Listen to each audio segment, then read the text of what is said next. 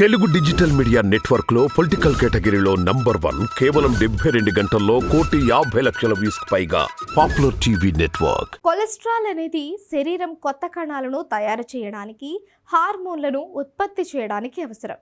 అయితే మంచి కొవ్వు కాకుండా శరీరంలో చెడు కొవ్వు పరిమాణం పెరిగిపోయింది అంటే అనేక అనారోగ్య సమస్యలకు దారితీస్తుంది. అధిక కొలెస్ట్రాల్ సమస్యతో బాధపడేవారు తినకూడని పదార్థాలేమిటో తెలుసుకుందాం.